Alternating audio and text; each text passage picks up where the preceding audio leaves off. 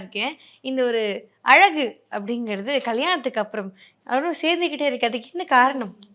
கல்யாணத்துக்கு அப்புறம் குண்டா தான் ஆகிட்டே இருக்கேன். வெயிட் தான் அழகு போடுறேன். சேர்ந்துக்கிட்டே இருக்கு. என்ன ஒரு காரணம் அதுல? சந்தோஷமா இருக்கிறது. ரொம்ப சந்தோஷமா இருக்கீங்க. அது எங்களுக்குமே எப்பயுமே பார்த்துக்கிட்டே இருக்கும். கனிகா அவர்களுக்கு நெறைய ட்ரீம் இருந்திருக்கும். இந்த ட்ரீம தான் எந்த அளவுக்கு பயணிச்சுட்டு இருக்கீங்க? அத பத்தி. முதல்ல நான் இண்டஸ்ட்ரி வர்றதுக்கு முன்னாடி தொகுப்பாளர் ஆகணுங்கிறது தான் என்னோட ஆசையா இருந்துச்சு. அப்புறம் இசைவின்ற மியூசிக் சேனல்ல ஒரு 2 இயர்ஸ் தொகுப்பாளரா இருந்தேன். அது எந்த வயசுலன்னா 14 ஏஜ் இருக்கும். குட்டி வயசுலயே நான் இருந்தேன். அப்போலாம் நான் சினிமா நடிக்கணும்னு நெனைக்கல. ஆனா ஓவரால் மீடியாவ பத்தின கனவு சின்ன வயசுலேருந்தே இருந்துச்சு. அதுக்கு பிறகு தொகுப்பாளர் ஆனேன். அதுக்கப்புறம் கொஞ்சம் மாடலிங் பண்ணிட்டு இருந்தேன். அதுக்கு பிறகு சில படங்கள் பண்ண ஆரம்பிச்சதுக்கு பிறகு நான் நெனச்சேன், கண்டிப்பா நம்ம வந்து ஒரு நல்ல படத்துல லீடா நடிக்கணும் அப்படின்னு ரொம்ப ஆசைப்பட்டேன். பட் நடிச்சேன். சில காரணங்களால ரிலீஸ் ஆகாம போயிடுச்சு. அதான் கொஞ்சம் வருத்தமா இருக்கு. ஆஃப்டர் மேரேஜ் எனக்கு ரொம்ப பெரிய சப்போர்ட் சினேகன். என்னன்னா முன்னலாம் நான் ஒரு கம்பெனிக்கு ஆடிஷன் போயிட்டு இருந்த காலம் போயிட்டு, இப்போ சினேகன் அவங்களுக்கு பாட்டு எழுதுறதுக்கு கதை சொல்லுவாங்க இல்லையா? அப்ப கதை கேட்கும்போதே இவரு வந்து இந்த கேரக்டருக்கு பாப்பா நல்லா இருப்பா. வேணா அவள்ட்ட கதை சொல்லுங்க. அவளுக்கு ஓகேன்னா பண்ணட்டும். அப்படிங்கிற அளவுக்கு எனக்கு சப்போர்ட் பண்ணக்கூடிய ஒருத்தர் இருக்கும்போது, நம்ம அத நோக்கி ஓடணும்லாம் இல்ல. காலமும், சூழலும் எனக்கு ஒரு விஷயம் குடுக்கும் அப்படின்னு நான் வெயிட் பண்றேன். அது மாதிரி ஸ்நேகன் அவர்கள் நெறைய இன்டர்வியூஸ் சொல்லியிருப்பாரு. நீங்க உங்களுக்கு ஆசைப்படுற ஒரு விஷயத்த வந்து அமைச்சு குடுக்குறது தான் என்னோட முதல் வேலையா நான் வச்சிருக்கேன். அவங்க வந்து சினிமால வந்து நெறைய வேடங்கள் பண்ணணுங்கிறது தான் அவங்களோட ஆசையா இருக்கு. அத பண்ணணுங்கிறது தான் எனக்கும் கனவா இருக்கு அப்படின்னு சொல்லியிருக்காரு. ஸோ இந்த சப்போர்ட் சிஸ்டம் இப்ப நீங்க ஏற்கனவே பேசும்போது சொன்னீங்க. இது எவ்ளோ ஒரு மீடியால இருக்கிற ஒரு பொண்ணுக்கு வந்து ரொம்ப அவசியம் அப்படின்னு நீங்க நினைக்கிறீங்க? மீடியால இருக்கிறவங்களுக்கு அதிகமான பிரச்சனைகள் முதல்ல ஆரம்பிக்கிறதே வந்துட்டு, இந்த சப்போர்ட்டான ஒரு லைஃப் பார்ட்னர் இல்லாத ஒரு சூழல்ல தான் பிரச்சனைகளே ஆரம்பிக்குது. ஏன்னா இவங்களுக்கு அந்த ஃபீல்ட பத்தி நெறைய கனவுகள் இருக்கும். நம்ம நடிகை ஆகணும், பெரிய ஆர்டிஸ்ட் ஆகணும். அப்படிலாம் இருக்கும்போது ஆஃப்டர் மேரேஜ் நீ நடிக்கக்கூடாது, நீ மீடியால வரக்கூடாது, சோஷியல் மீடியால ஆக்டிவா இருக்கக்கூடாது, அப்படின்னு சொல்லும்போது தான் ப்ராப்ளமே ஸ்டார்ட் ஆகுது. இப்போ மேபி எனக்கு கூட இவர் வந்துட்டு, "நீ வந்து சினிமால நடிக்கக்கூடாது. இல்ல நீ வந்து சோஷியல் மீடியால எதுக்கு இருக்க? Instagramலாம் ஏன் இருக்க?" அப்படின்னும்போது முரண்பாடுகள் வரதான் செய்யும். எனக்கு என்னன்னா, உங்க தொழில நான் நேசிக்கிறேன். உங்களுக்கான எல்லா ஃப்ரீடமும் நான் குடுக்குறேன். உங்கள நான் ரொம்ப ரெஸ்பெக்ட் பண்றேன். அப்ப அதே இது எனக்கும் நான் எதிர்பார்ப்பேன். அது எனக்கு தாராளமா கிடைக்கும்போது, சிந்தனை வந்து வேற எங்கேயுமே போகாது நமக்கு. அதுக்கு டைமே நம்ம வேஸ்ட் பண்ண மாட்டோம். முழுக்க முழுக்க அவருக்காக, நமக்காக இவ்ளோ பண்ணணும்னு நெனைக்கிறாங்க. ஸோ அவங்களுக்காக நம்ம பண்ணணுமேன்னு சொல்லிட்டு, நம்ம ஃபீல்ட விட அவங்களுக்கு இம்பார்ட்டன்ஸ் குடுப்போம். இதுதான் நெறைய பேருக்கு புரிய மாட்டேங்குது. நம்மள மட்டுமே கவனிக்கணும்னு நெனைக்கிறாங்க. அ அவங்களுக்கான ஃப்ரீடம் குடுத்துட்டா, அவங்க ஆக்சுவலி அவங்கள தான் கவனிப்பாங்க. அதே மாரி சொசைட்டிய பொறுத்தவரைக்கும் வந்து, நெறைய இந்த மீடியா இருக்கிற பெண்கள் மேல இருக்கிற ஸ்பாட்லைட் அப்படிங்கிறது நெறைய இருந்துகிட்டே இருக்கு. அதுவும் நீங்களும் சினேகனும் வந்து இந்த மாதிரி அந்த காதல் நீங்க உங்களுக்கு காதல் வந்து சொல்லும்போது, நெறைய விஷயங்கள் நெறைய பேசப்பட்டது. அதுல முக்கியமா பேசப்பட்டது இந்த இந்த உங்கள வயசு வித்தியாசத்த பத்தி. 20 வயசு வித்தியாசம் அப்படின்னு பேசப்பட்டது. அப்போ உங்களுக்கு அது எப்படி இருந்தது? இதெல்லாமே வரும், பேசுவாங்கன்றது முன்னாடியே எங்களுக்கு 2 பேருக்குமே தெரியும். ஸோ, அதனால தான் நாங்க வந்து எங்களோட லவ்வ இவ்ளோ காலம் மறைச்சதுக்கான காரணமே, இந்த மாதிரியான விமர்சனங்கள் என்ன பாதிக்கும். ஏன்னா, விமர்சனமே இல்லாம சைலன்ட்டா ஒரு பீஸ்ஃபுல்லா இருக்கக்கூடிய ஆள் நானு. விமர்சனத்திலே வாழ்றவர் வந்து சினேகன். ஸோ, அப்படி இருக்கும்போது என்ன எதுவும் பாதிக்கக்கூடாது. சினிமாலே வாய்ப்புகள் எனக்கு கிடைக்கிறதும் தடப்படக்கூடாதுன்னு தான் நாங்க வந்து தள்ளி இருந்தோம். பட் இப்போ எனக்கு அது ஒண்ணும் இதுவா தெரியல. ஆனா, அதுக்கான கமெண்ட்ஸ் போடுறவங்க அப்படிங்கிறது இப்பயும் நிறுத்தாம இருக்காங்கல்ல. நீங்க என்ன ஒரு ஃபோட்டோ போட்டாலும் கீழ வந்து அது ஒரு ஒரு நெகட்டிவ் கமெண்ட் போடுறவங்க. அண்ட் இதுக்கு முன்னாடி சினேகன் அவர்கள் பேசும்போது கூட சொல்லியிருப்பாங்க. இந்த மாதிரி வந்து சினேகன வந்து பணத்துக்காக தான் கன்னிகா அவர்கள் வந்து கல்யாணம் பண்ணிக்கிட்டாங்க. அப்படின்னு ஒரு பேச்சு இருந்தது. அதே மாதிரி வந்து இது தேவையே இல்ல. இது சீக்கிரமா இது முறிஞ்சிரும். இது இது இவங்க லாங் லாஸ்டிங்கா இருக்க மாட்டாங்க. சீக்கிரமா இவங்க பிரேக்கப் பண்ணிருவாங்க. அப்படின்னு நெறைய பேர் வந்து பேசுனாங்க. இதெல்லாம் என்னப்பா? இவங்க சும்மா ஒரு ஃபோட்டோக்காக இப்படி பண்றாங்க. பின்னாடிலாம் இவங்க இப்படி இருக்க மாட்டாங்க. சினேகன பத்தி நெறையா வந்து விமர்சனங்கள் மட்டுமே நெறையா வந்திருந்த ஒரு ஒரு டைம். அப்ப நீங்க 2 பேரும் வந்து 2 பேரும் சேர்ந்துட்டீங்க அப்படிங்கிற ஒரு விஷயமும் வந்தது. ஸோ இது எல்லாத்தையும் கன்னிகா அவர்கள் எப்படி வந்து ஹேண்டில் பண்ணீங்க? அதே மாதிரி வந்து அ வெளில பொதுவா மக்கள் பார்க்கும்போது சின்ன குழந்தை அப்படிங்கிற மாரி தான் இதுவாகுது. ஸோ இத எப்படி ஹேண்டில் பண்றீங்க?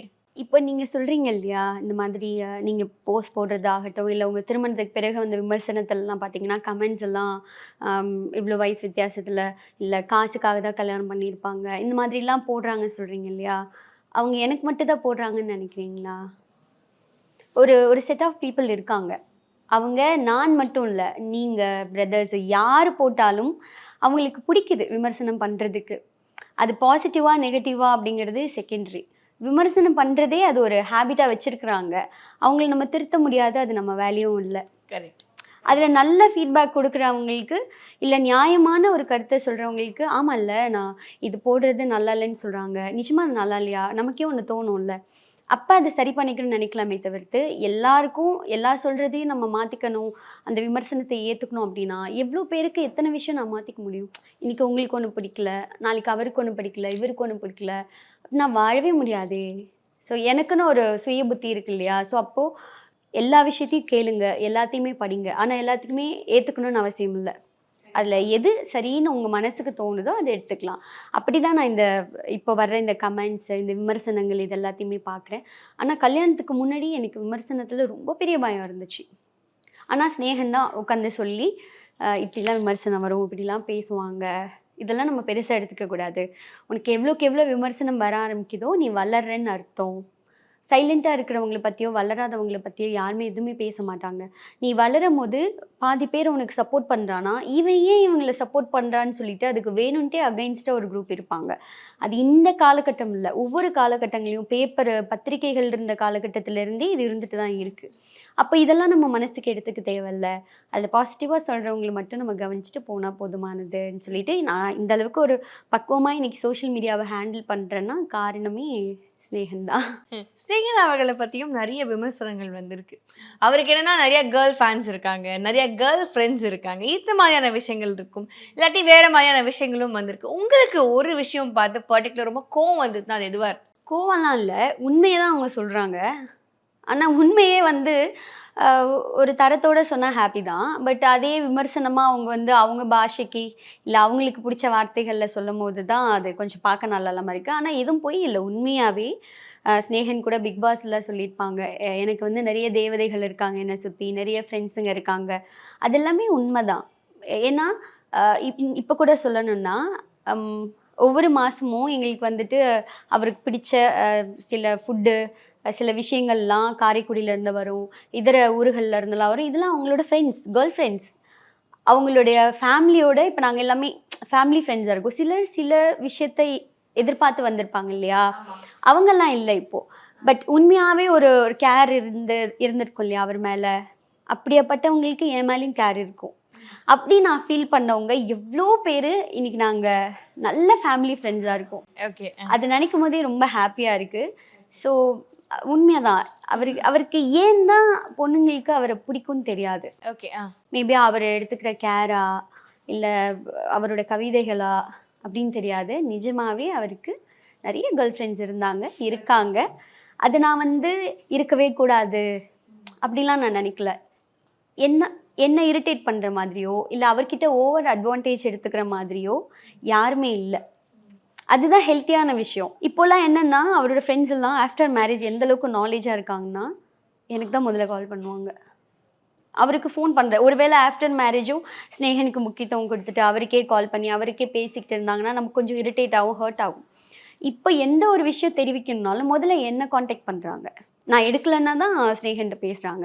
ஸோ இதுவே ஒரு ஹெல்த்தியான ரிலேஷன்ஷிப் தானே! அதனால உண்மையாவே அவர் ரொம்ப லக்கி. இந்த மாதிரி பொண்ணுங்கலாம் அவருக்கு ஃப்ரெண்ட்ஸா கிடைச்சதுக்கும். ஆமா. அது வந்து கொஞ்சம் சொல்லும்போது சில பெண்களுக்கு பொறாமையுமாவும் இருக்கும் அது. அண்ட் அடுத்த விஷயம் நீங்க வந்து சீரியல்ல ஒரு லீட் ஆர்டிஸ்ட்டா நடிச்சுட்டு, ஒரு லீடா அங்க நடிச்சுட்டு, அதுக்கப்புறம் உங்களுக்கான வாய்ப்பு வந்து வரலையா? இல்லாட்டி என்ன நடந்தது அந்த இடத்துல? கரெக்ட்டா நான் அந்த சன் டிவில கல்யாண வீடு சீரியல் பண்ணி முடிக்கும்போது, நாங்க மேரேஜ் பண்ணணும்னு பிளான் பண்ணிட்டோம். அப்புறம் திருமணம் ஆயிடுச்சு. திருமணம் ஆனதுக்கு பிறகு என்னன்னா, எனக்கு இவரோட ட்ராவல் பண்றதே எனக்கு வந்து நெறைய வேலையா இருந்தது. இப்போ மூவின்னு பார்த்தீங்கன்னா, மார்னிங் ஒரு 6:00 ஸ்பாட்டுக்கு போனோன்னா, 9:00 ஆரம்பிச்சு ஈவினிங் வந்து 6க்குள்ள அதாவது ஆஃபீஸ் முடிக்கிற டைம்ல நமக்கு ஷூட்டே முடிஞ்சிடும். ரொம்ப ஈஸியா இருக்கும் ஒர்க் பண்றதுக்கு. ஒரு படத்துக்கு அதிகபட்சம் ஒரு 12-15 டேஸ் தான் கால் ஷீட் இருக்கும். அதனால அது ஈஸி. பட் சீரியல்ன்றது மினிமம் ஒரு 3-5 இயர்ஸ்க்கான ஒரு கமிட்மெண்ட். அது ரொம்ப ரெஸ்பான்சிபிலிட்டியான ஒரு வேலைன்னு நான் நினைக்கிறேன். ஏன்னா இப்போ மூவிக்கு ஆள் இல்ல என்னால இன்னைக்கு வர முடியலன்னா 1, 2 நாள் நம்ம அட்ஜஸ்ட் பண்ணி போயிடலாம். பட் சீரியல் வந்து என்னன்னா, காலையில் 9 மணிலேருந்து நைட்டு 9 மணி வரைக்கும் இருக்கும். அப்போ 9 மணினா நான் 6 எழுந்திரிக்கணும்.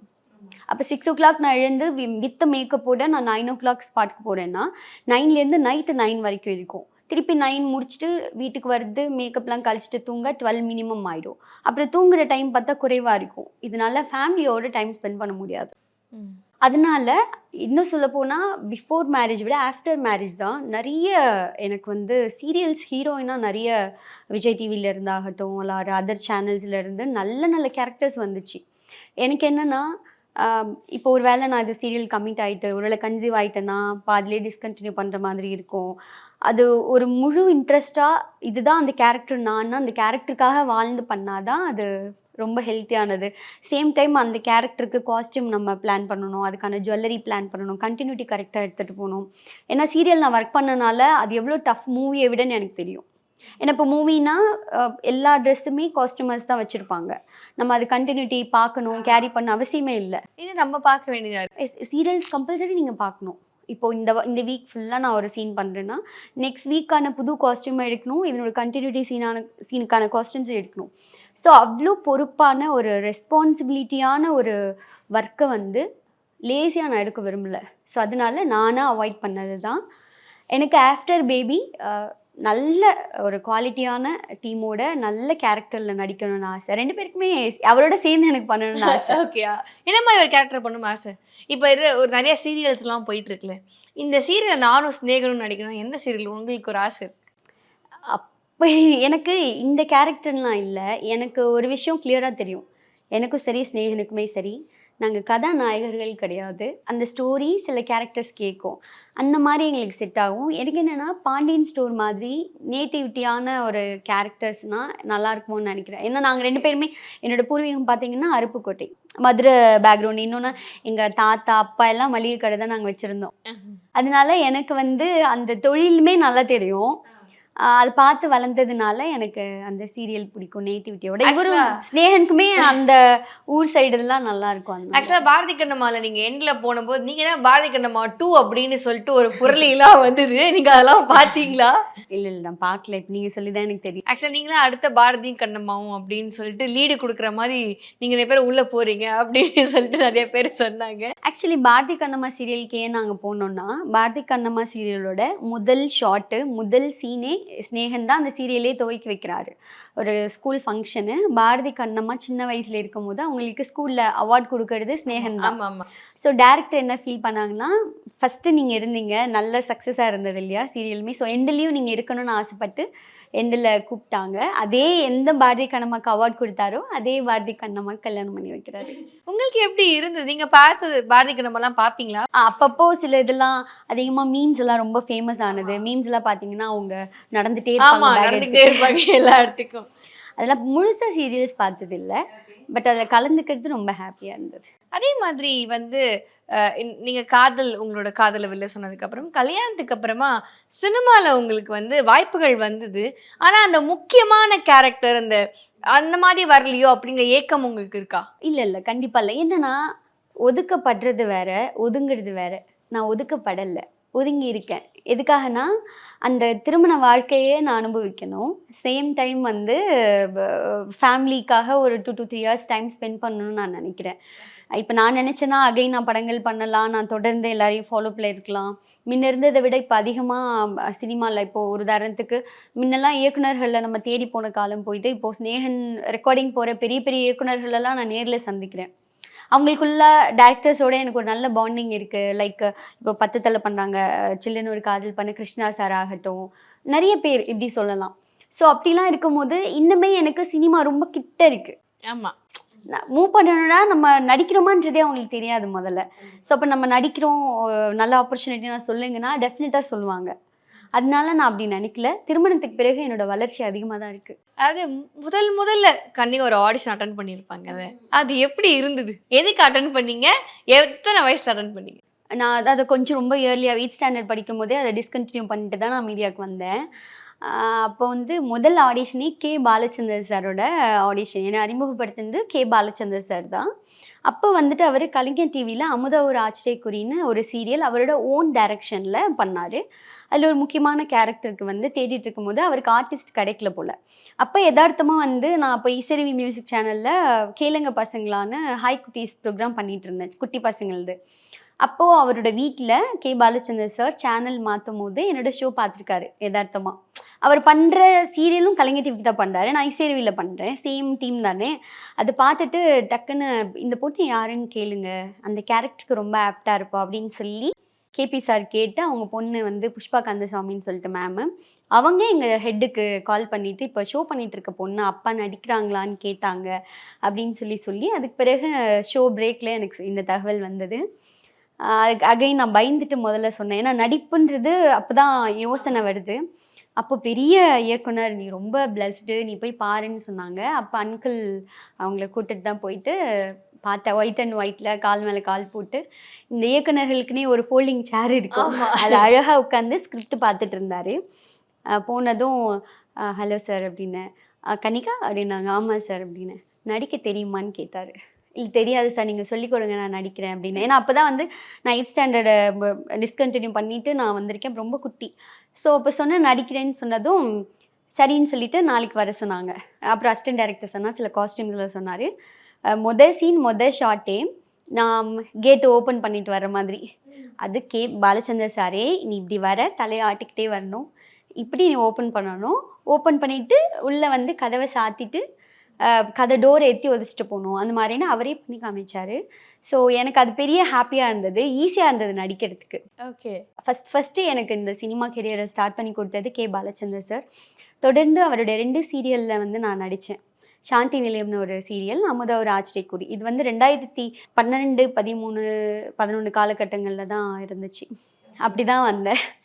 ரொம்பவே அழகா நீங்க சொல்லும்போதே அதை நீங்க எப்படி எக்ஸ்பீரியன்ஸ் பண்ணியிருப்பீங்க அப்படின்னு எங்களுக்கு தெரியுது. நீங்க குழந்தைத்தனமா இருக்கிறத கூட என்னன்னா, இப்போ நீங்க சொன்னீங்க. ஸோ இந்த குழந்தைத்தனமா இருக்கிறத கூட நிறைய பேர் உங்களை வந்து கிண்டல் பண்றாங்க. அதை நான் வந்து நிறைய இடத்துல பார்த்துருக்கேன். ஸோ அது எதனால நீங்க அப்படி இருக்கீங்க, இல்லை எப்பயுமே நீங்க அப்படிதானா? முதல்ல வந்துட்டு நான் பண்ண ஷோ வந்து இசைருவியில் ஹாய் குட்டீஸ் மாதிரி பேபி ஷோஸ், எல்லாமே எல்கேஜி யூகேஜி பசங்க. எனக்கு வந்து என்னென்னா அப்போ ஆனால் பெரிய பசங்களோட ஷோ பண்ணணும்னு ஆசை. ஏன்னா அப்போ தான் அவங்க நம்மளோட ட்ரெஸ்ஸை பற்றிலாம் சொல்லுவாங்க, அவங்க ஹேரில் ஏதாவது கமெண்ட்ஸ் கொடுப்பாங்க. குழந்தைங்களுக்கு என்ன கொடுப்பாங்க தெரியாது இல்லையா. அப்போ 2 வருஷம் தொடர்ந்து வந்துட்டு நான் கேளுங்க பசங்களான்னு லைவ் ஷோ பண்ணுறேன். டெய்லி 1 hour பண்ணுவேன். அப்போ அந்த குழந்தைங்கள்ட்ட பேசுறதுக்குன்னு ஒரு மாடுலேஷன் வேணும்ல. அப்போ வந்து ஹே ஹாய் குட்டி எல்லாம் நல்லா இருக்கீங்களா அப்படி பேசி எனக்கு பழகிடுச்சு. அதுக்கு பிறகு என்ன அறியாமல் பார்த்தீங்கன்னா அந்த அந்த டோனே எனக்கு அப்படியே வந்துடுச்சு. ஓகே. எனக்கு அப்படியே பழக்கம் ஆயிடுச்சு. இன்னொன்று நான் நேச்சராகவே நிறைய கார்ட்டூன்ஸ் பார்ப்பேன். ஓ. அதில் வந்து மோட்டு பட்லு, அதுக்கப்புறம் வந்து நிஞ்சா ஹட்டோரி, சின்சான் பார்ப்பேன். நிஞ்சா ஹட்டோரி, ஷின்ஷு கேரக்டர்லாம் ரொம்ப பிடிக்கும். அதிகமாக நான் அதெல்லாம் பார்க்கறதுனால எனக்கு என்னென்னா ஸ்ட்ரெஸ் எனக்கு குறையுது, நான் சைல்டாக மாறிடுறேன், நான் ரொம்ப ஹாப்பியாக இருக்கேன் அந்த டைமில். ஐயோ நமக்கு வயசாதே சீக்கிரம் செத்துருவோமே அப்படிங்கிற ஒரு ஃபீல் இல்லை. எனக்கு அது பிடிக்குது. இப்போ வீட்டிலே கூட பார்த்தீங்கன்னா எனக்கு இந்த அரசியல் சார்ந்தது படங்களாகட்டும், இல்லை ஃபைட் பண்ணுறது, ரத்தம் வர்றது, கொடூரமாக ஒருத்தவங்களை ஹேண்டில் பண்ணுறது, இதெல்லாம் எதுவுமே எனக்கு பிடிக்காது. நான் லவ்வு, ரொமான்டிக்காக ஒரு காமெடி அப்படி போயிடுவேன். ஸ்நேகன் மாதிரி ஒருத்தர் இருக்கும்போது லவ் ரொமான்டிக் தானே உங்களுக்கு வரணும். ஆனால் இவர் எப்போவுமே நியூஸு அடித்தடி இந்த மாதிரி தான் இவர் பார்ப்பாரு. அதனால நான் அவரை டிவி பார்க்கும்போதுலாம் நான் ஃபோன் நோண்ட ஆரம்பிச்சிருவேன். ஸோ எனக்கு ஒரு பீஸ்ஃபுல்லான லைஃப் நோக்கி போகக்கூடிய ஒரு ஆள். அதனால எனக்கு இந்த கார்ட்டூன்ஸ் நான் அதிகமாக பார்க்கறதுனால மேபி எனக்கு அந்த ஒரு ஒரு ஒரு ஹாப்பியாக இருக்குது அப்படியே. அதனால இன்னொன்று இது என்னோட இயற்கையான நேச்சர். அது நம்ம வந்து வாலண்டரியாக பேசணும் அப்படிங்கிற மாதிரி நோக்கத்தில் இல்லை. அது அவங்களுக்கு பிடிக்கலன்னா அது அவங்களோட விருப்பம். கன்னிகா அவர்கள் மதர்வுட் எவ்வளோ வந்து எதிர்பார்த்து இருக்காங்க. ஏன்னா நம்ம இதுக்கு முன்னாடி பேசும்போது கூட நீங்கள் அதை பற்றி பேசும்போது உங்கள் ஃபேஸ் அப்படியே பொலிவாயிடுது. ஸோ எவ்வளோ வந்து எதிர்பார்த்துக்கிட்டு இருக்கீங்க? ஆமாம். அடுத்த ஒரு விஷயம் இல்லை, அடுத்த கட்டத்தை நோக்கி நம்ம லைஃப் நகருது அப்படின்னும் போது அது ஹாப்பியான ஒரு விஷயம். பட் நம்ம இப்போதான் நடக்கும் அதுதான் நடக்கும்ன்றது நம்மளை வந்து எந்த ஒரு மருத்துவமே ஜட்ஜ் பண்ண முடியாது. காட் நேச்சர் அது வந்து நடக்கும்போது நடக்கட்டும். எனக்கு ஹாப்பி தான். ஆனால் பாப்பா விஷயத்தில் வந்து என்னை விட ஸ்னேகனுக்காக தான் நான் குயிக்காக பாப்பா பெற்றுக்கணும்னு ஆசைப்படுறேன். ஓகே. ஏன்னா எனக்கு கூட வந்து அவர் இருக்கிறாங்க. எனக்கு வேற எதுலையுமே எனக்கு கவனம் இல்லை. நெக்ஸ்ட் ஜென்ரேஷன் உருவாக்கணுங்கிற தாட் இருக்கு. ஆனால் அவருக்கு நான் இல்லாத காலகட்டத்தில் கூட அவரை பார்த்துக்கிறதுக்கு கேர் பண்ணிக்கிறதுக்கு ஒரு பாப்பா இருக்கணும், தம்பியோ பாப்பாவோ இருக்கணும்னு ஆசையாக இருக்குது. ஸோ அதுக்காகவே இப்போ தான் பிளான் பண்ண ஆரம்பிச்சிருக்கோம். ஓகே. ஆனா அதுக்கு நம்மளுக்கு ஒரு கனவு இருக்கும்ல. ஸோ இப்படி நான் அவர்கிட்ட சொல்லணும், ஸ்நேகன் கிட்ட. மேபி கன்ஃபார்ம் ஆச்சுன்னா நீங்க எப்படி பாத்தீங்களா, சொல்லுவீங்க? இப்படிலாம் நீங்க சொல்லிட்டீங்கன்னா இந்த இன்டர்வியூ அவர் பாப்பாரு. நான் கஷ்டப்பட்டு சில பிளான்ஸ் எல்லாம் சரி, வச்சிருப்பேன். நீங்க எப்படி ஏதாவது ஒரு பிளான் வச்சிருப்பீங்களா? ப்ளீஸ் சொல்லணும்பா அப்படின்னு. அவரோட கவிதை மூலமா சொல்லணுங்கிற ஆசை இருக்கா? எப்படி No, சொல்லணும்? no, no, அது வேற. அது கண்டிப்பா இப்ப சொல்லவே கூடாது நம்ம. ஓகே. ஏன்னா அது ஒரு வேல்யூபிளான ஒரு விஷயம். மேபி அது நான் நினைக்கிற மாதிரி அமையுமா, இல்ல வேற மாதிரி சூழல்ல இருக்குமான்னு நமக்கு தெரியாது. பட் எனக்கு ஒரு ஆசை, ஒரு ட்ரீம் இருக்கு. ஓகே. அது வந்து God தான். ஏன்னா கண்டிப்பா இது பாத்துருவாரு. ஆமா. இல்ல பார்த்த யாராவது அவர்கிட்ட சொல்லிடுவாங்க. அதனால வேண்டாம், சர்ப்ரைஸாவே இருக்கட்டும். இது சர்ப்ரைஸாவே கண்டிப்பாக இருக்கட்டும். அண்ட் அதே மாதிரி வந்து நீங்க சமையல், இந்த குக்கிங்லாம் நாங்க நிறைய பார்த்துட்டு இருக்கோம் வீடியோஸ்லாம். ஸோ இது மேல எப்படி ஒரு ஆர்வம், அந்த குக்கிங்லாம் எப்படி அந்த ஸ்டைல்லாம் அடாப்ட் பண்றீங்க? ஆம், சின்ன வயசுலயே வந்து நான் நல்லாவே சமைப்பேன் வீட்லயே. குட்டி வயசுல இருந்தே. அப்போ ஊர்கள்லாம் பார்த்தீங்கன்னா, ஒரு பொம்பளை பிள்ளைக்கு கொஞ்சம் விவரம் தெரியிற வயசுல இருந்து வாணல்ல வதக்குறது, சாப்பாட்டுக்கு உப்பு போட்டு வடிக்கிறது, இந்த மாதிரியான வேலைகள்லாம் குடுப்பாங்க. பாத்திரம் விளக்குறது, வாசல்ல சாணம் போட்டு பெருக்குறது, இந்த மாதிரியான வேலைகள் எல்லாமே நம்ம பண்ணுவோம் ஊருங்கள்லலாம் பார்த்தீங்கன்னா. இன்னொன்னு, சின்ன வயசுலேருந்து நான் அம்மாவோட வளரல, சித்தியோட தான் வளர்ந்தேன். என்னோட 1.5 வயசுலயே அம்மா வந்து சித்திக்கிட்ட குடுத்துட்டு ஃபாரின் போயிட்டாங்க. என்னோட 15 ஏஜ்ல என்னவோ தான் அம்மாவே பார்க்குறேன். ஸோ அப்படி ஒரு காலகட்டத்தில சித்தியோட இருக்கும்போது செம்மத்தியா வேலை வாங்குவாங்க. தெரியாது ஒண்ணும் இல்ல. நல்லா அடி கிடைக்கும். நல்லா வேலை வைப்பாங்க. ஸோ வீட்ல சமைக்கிறது, பாத்திரம் விளக்குறது, எல்லாரோட ட்ரெஸ்ஸு, கூட்டு குடும்பம் நாங்க. எல்லாரோட ட்ரெஸ்ஸு வாஷ் பண்றது, இது எல்லாமே நான் தான் செய்வேன். ஸோ அப்படிலாம் இருக்கும்போது பார்த்தீங்கன்னா, அப்போலேருந்தே நானு சாதம் வந்து அடுப்புல ஆக்குன காலகட்டங்கள்ல இருந்தே எனக்கு தெரியும் எப்படி சமைக்கிறதுன்னு சொல்லிட்டு. அப்புறம் ஸ்நேகன் பார்த்ததுக்கு பிறகு தான் எனக்கு சமையல்ல ரொம்ப இன்ட்ரெஸ்ட் வர ஆரம்பிச்சது. ஏன்னா, அவருக்கு பிடிக்கும். அவருக்கு பிடிச்ச மாரி நம்ம இருக்கணும் அப்படிங்கிறதுக்காகவே நான் நெறைய சமைக்க ஆரம்பிச்சேன். அப்படி சமைக்க ஆரம்பிச்சதனோட ஆர்வம் தான் நான் சமையல் பத்தின ஒரு புத்தகம் எழுதினேன். ஆமா. கன்னிகாவின் கிராமத்து சமையல் அப்படின்னு. அது சின்ன வயசுல நான் சமைச்சது, ஸ்நேகனுக்கு நான் வெரைட்டியா சமைச்சு கொடுத்தது, இது எல்லாத்தையும் சேர்த்து தான் அந்த புக்கு பண்ணேன். இப்ப நீங்க சொன்னீங்கல்ல, அந்த சைல்ட்ஹுட் அப்படிங்கிறது உங்களுக்கு ரொம்ப ஸ்ட்ரகிள்டா இருந்திருக்கு அப்படிங்கிறது, நீங்க சொன்ன சில வார்த்தைகள் நான் புரிஞ்சுக்கிட்டேன். அத எப்படி அந்த வயசுல நீங்க ஹேண்டில் பண்ணீங்க? எப்படி கடந்து வந்தீங்க அத? கஷ்டம் தான். ஏன்னா ஒரு அம்மா இல்லாத ஒரு ஒரு அந்த சின்ன வயசுன்றது ரொம்ப கஷ்டமான ஒரு விஷயம். சீரியஸா. ஏன்னா உண்மையாவே இப்போ நம்ம சித்தியோட வளரும்போதும், அம்மாவோட வளர்ந்துருக்கும்போதும், ஒரு வேளை அம்மா இருந்திருந்தா இந்த இடத்துல நம்மள இப்படி பார்த்துருப்பாங்களோ, இப்படி செய்திருப்பாங்களோ, இதுக்கு அடிச்சிருக்க மாட்டாங்களோ, இது காயப்படுத்தியிருக்க மாட்டாங்களோ, இதெல்லாம் தோணும். பட் அதெல்லாம் வேணாம். இத்தனை ஸ்ட்ரகிள்ஸையும் தாண்டி இன்னைக்கு வந்து கன்னிகா ஒரு மிகப்பெரிய இடத்துல இருக்காங்க. எல்லாரும் பார்த்து வியந்து போற ஒரு இடத்துல. இப்ப அவங்களே பார்க்கும்போது, "இப்படி இருக்காரா?" அப்படின்னு யோசிக்கிற இடத்துல இருக்கீங்க. அது உங்களுக்கு எப்படி இருக்கு? உங்களை மேலே வர விடாம எவ்வளோ பேர் தடுத்திருப்பாங்க. கண்டிப்பா. "உன்னால இத பண்ண முடியுமா?" அப்படின்னு கேள்வி இருந்திருக்கும். "நீ எல்லாம் இத பண்ணிருவியாங்கிற" ஒரு விஷயமும் இருக்கும். உனக்கு எதுக்கு இது? இத்தனை கொஸ்டினுக்கும் எனக்கு ஒரு ஆன்சரா, "என்னால எல்லாம் முடியும்" நிக்கிறீங்க. இது எப்படி இருக்கு? ஃபர்ஸ்ட் ஆஃப் ஆல் காட் கிஃப்ட்டா எனக்கு ஃபேமிலி சைட்ல இருந்து எந்த எதிர்ப்புமே வரல.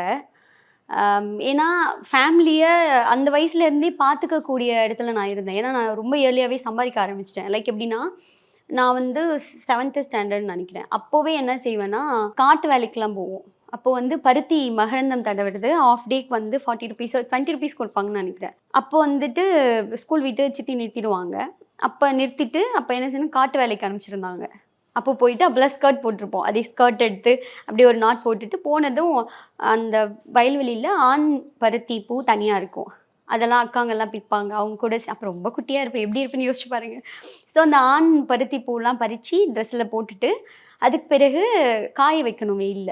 ஒரு கட்டில் மாரி இடத்துல போட்டு காய வைப்பாங்க. அதுக்கு பிறகு அத எடுத்துட்டு, பெண் பருத்தி பூவுல வந்து red colour sheet, blue colour ஷீட்ஸ்லாம் போட்டிருப்பாங்க. அதில போயிட்டு ஒரு பூக்கு ஒரு 5, 6 மொட்டுக்கு வந்து மகரந்தம் தடவணும். ஸோ அந்த வேலை வந்து நான் பார்த்துட்டு இருந்தேன். சின்ன வயசுலேருந்து நான் சம்பாதிக்க ஆரம்பிச்சிட்டேன் ரொம்ப. அதனால வந்துட்டு எனக்கு குடுக்குற இடத்துல இருந்ததுனால எனக்கு எதிர்க்கிறதுக்கு ஆள் இல்ல.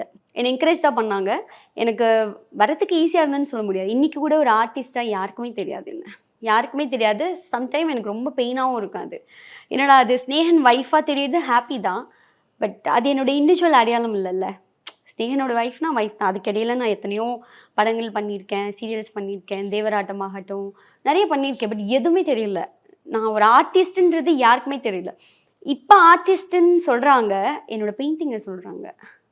நீங்கள் ஒரு குட் ஆர்டிஸ்ட், உங்களோட பெயிண்டிங்ஸில் ரொம்ப பிடிக்கும்னு சொல்கிறாங்க. பட் இந்த வார்த்தை ஒரு நடிகையாக எனக்கான அடையாளம் கிடைக்கல. அது எனக்கான வருத்தம் தான். பட் நான் சாதிச்சிட்டேனா அப்படின்றது எனக்கு தெரியல. நான் நேசித்த ஒரு இண்டஸ்ட்ரியில் என்னால் பெருசாக தெரியல. பட் ஆல்மோஸ்ட் எல்லாமே சினிமா தானே, எல்லாம் மீடியா தானே, அதனால ஹாப்பி தான் எனக்கு. இதே மாதிரி இன்னைக்கும் ஹாப்பியாக இருக்கணும். உங்களுக்கு எல்லா நீங்கள் என்னெல்லாம் ஆசைப்படுறீங்களோ அதெல்லாம் நடக்கணும் அப்படின்னு சொல்லிட்டு என் சார்பாக கன்னட சார்பாக விஷ் பண்ணிக்கிறோம். And wish you Thank you. All success. Thank you so Thank much you. And wish you all success. Happy life. Thank you. Thank you. Prabhu Solomon இயக்கத்தில் கோவை சரளா, தம்பி ராமையா மற்றும் அஸ்வின் நடிப்பில் Sembi streaming now Disney plus ஹாட்ஸ்டாரில். மணக்க மணக்க விறகடுப்புல செஞ்ச தம் பிரியாணியும் 90+ வெரைட்டிஸ் ஆஃப் டிஷ்ஷஸையும் டேஸ்டா சாப்பிடணுமா? அதுக்கு ஒரே இடம் நம்ம ஸ்மோக் ஹப் தாங்க. Visit India's first underwater tunnel aquarium at VGP Marine Kingdom, Chennai.